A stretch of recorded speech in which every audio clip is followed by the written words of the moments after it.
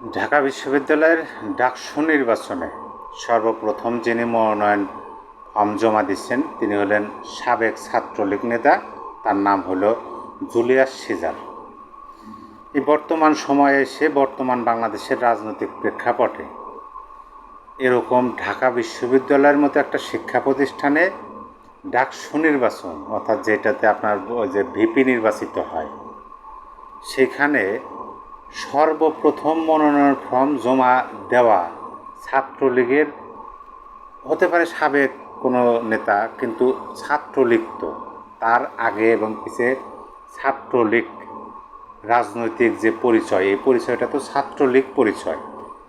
এই ছাত্রলীগ পরিচয় যুক্ত একজন ছাত্রনেতা সর্বপ্রথম ফর্ম জমা দিচ্ছেন। সেটা ঢাকা বিশ্ববিদ্যালয় শুধু নয়, সারা বাংলাদেশের রাজনৈতিক ময়দানে যে ইঙ্গিতটা দিচ্ছে সেটা প্রকৃতপক্ষেই ছাত্রলীগ এখন মানে রীতিমতো আতঙ্কের একটা স্থান হয়ে উঠছে বলে আমি মনে করতেছি। কারণ জুলিয়াস সিজার তালুকদার 2019 সালে, মানে যিনি সর্বপ্রথম এই ফর্ম জমা দিচ্ছেন তার নাম হলো জুলিয়াস সিজার। তিনি 2019 সালের ডাকসু নির্বাচনে সলিমুল্লাহ মুসলিম হল থেকে ছাত্রলীগের প্রার্থী হিসেবে জিএস পদে প্রতিদ্বন্দ্বিতা করে নির্বাচিত হয়েছিলেন। তিনি ঢাবির, অর্থাৎ ঢাকা বিশ্ববিদ্যালয়ের সলিমুল্লাহ মুসলিম হল শাখার নিষিদ্ধ সংগঠন ছাত্রলীগের, মানে ছাত্রলীগ যেহেতু এখন নিষিদ্ধ, সেহেতু এই নিষিদ্ধ সংগঠন ছাত্রলীগের যুগ্ম সাধারণ সম্পাদক হিসেবেও দায়িত্ব পালন করেছেন। মানে তিনি ছাত্রলীগের সাবেক যুগ্ম সাধারণ সম্পাদক ঢাবির সলিমুল্লাহ মুসলিম হল শাখার। এখন এইটা নিয়ে আর কারো কোনো কথা এ পর্যন্ত মানে সেরকমভাবে আসলো না, নিউজ হলো না। কিন্তু যেটা নিউজ হয়েছে সেটা হলো ঢাকা বিশ্ববিদ্যালয়ের ছাত্র শিবিরের সভাপতি সাদিক কায়ুম, তিনি অলরেডি ফেসবুকে পোস্ট দিয়েছেন এবং এটা নিয়ে ব্যাপক মানে ক্ষুব্ধ প্রতিক্রিয়া তিনি জানাইছেন। সেই বিষয়ে দু চারটা কথা বলবো। তার আগে তিনি কি বলছেন, এই সাদিক কায়ুম যিনি ছাত্র শিবিরের সভাপতি বর্তমান, তিনি লিখছেন ফেসবুকে ক্ষোভ প্রকাশ করে। ছাত্র শিবিরের এই নেতা লেখেন, সিজারের অপরাধের সুস্পষ্ট ডকুমেন্টস থাকা সত্ত্বেও বিশ্ববিদ্যালয়ের প্রশাসন কর্তৃক তাকে মনোনয়নের সুযোগ প্রদান শিক্ষার্থীদেরকে যারপরনায় হতাশ ও ক্ষুব্ধ করেছে। বিগত ডাকসু নির্বাচনে প্রতিদ্বন্দ্বী প্রার্থীর উপর হামলাসহ বিভিন্ন রাজনৈতিক দলের উপর ন্যাক্কারজনক হামলার ঘটনাসমূহ তদন্ত করে অবিলম্বে আইনগত ব্যবস্থা নেওয়ার দাবি জানাচ্ছে। এই যে ছাত্র শিবিরের সভাপতি সাদিক কায়ুম, তিনি যে এই মাঝখানের একটি লাইন লিখছেন যে শিক্ষার্থীদেরকে যারপরনায় হতাশ ও ক্ষুব্ধ করেছে, এখানে কিন্তু ভাবতে হবে যে এই যে সাবেক ছাত্রলীগের একজন নেতা সিজার, তিনি কিন্তু তার বুকের পাটা আছে, তার কিন্তু সাহস আছে। এটা কিসের সাহস? বর্তমান সময়ে ছাত্রলীগের মানে পরিচয় দেওয়াটাই কিন্তু এটা অন্যরকম একটা সাহসিকতার পরিচয় দেয়। তিনি কি করছেন, তিনি গিয়া মনোনয়ন ফর্ম তো উঠাইছেন এবং সেটা পূরণ করিয়া সর্বপ্রথম সবার আগে তিনি জমা দিচ্ছেন প্রকাশ্যে, মিডিয়ার সামনে ছবি উঠছেন, সেটা না পত্রিকা হয়েছে, মিডিয়া হয়েছে। অবশ্যই এটা অসীম সাহসিকতার পরিচয় দেয়। কোনটার? যে তার সৎ সাহস, তার বিরুদ্ধে সেরকম কোনো অভিযোগ নাই এবং তিনি একজন ভালো ছাত্র প্রতিনিধি।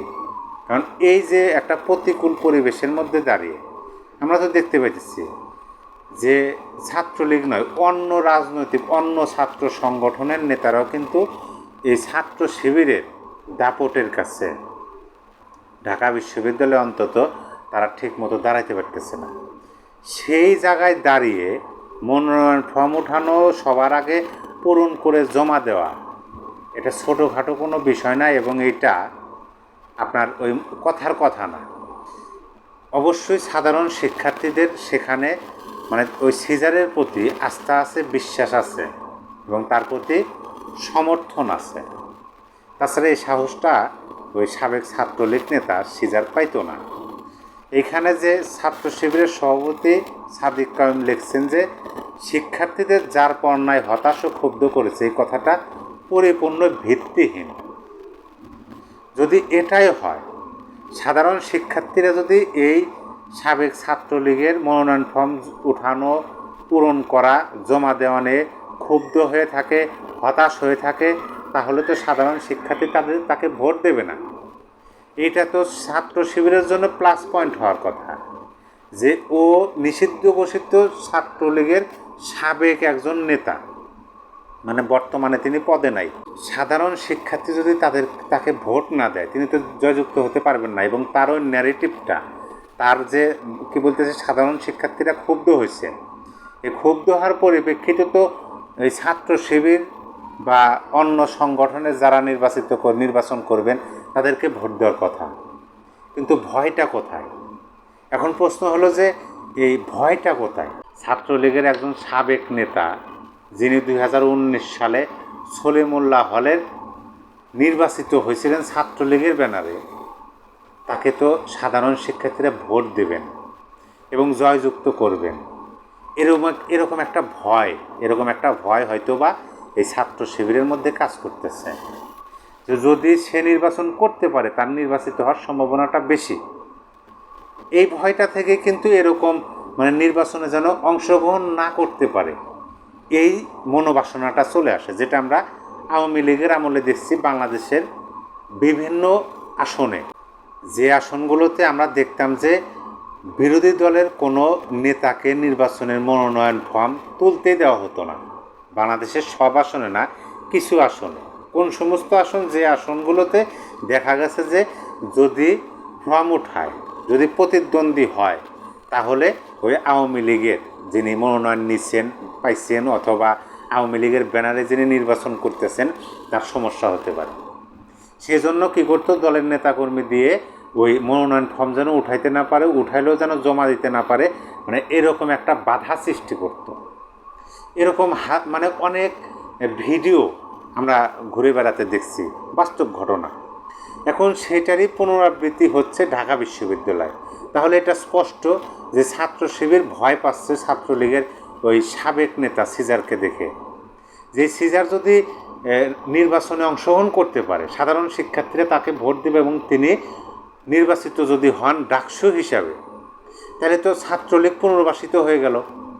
এই ভয় থেকেই ছাত্রলীগকে নির্বাচন থেকে দূরে রাখার জন্য এবং নির্দ্বিধায় মানে প্রতিদ্বন্দ্বীবিহীনভাবে যেন এই ছাত্র শিবির ডাকসু ভোটে নির্বাচিত হতে পারেন, ভিবি নির্বাচিত হতে পারেন, সেই জন্যই এখন এই ছাত্রলীগকে ভয় পাচ্ছে। সেজন্য কিন্তু এই প্রশ্নটা এখন সামনে চলে আসে যে ছাত্রলীগ এখন রীতিমতো ছাত্র শিবিরের দুঃস্বপ্ন হয়ে উঠছে কিনা। অবশ্যই আপনার মতামত কমেন্ট বক্সে জানিয়ে দেবেন। সবাই ভালো থাকবেন।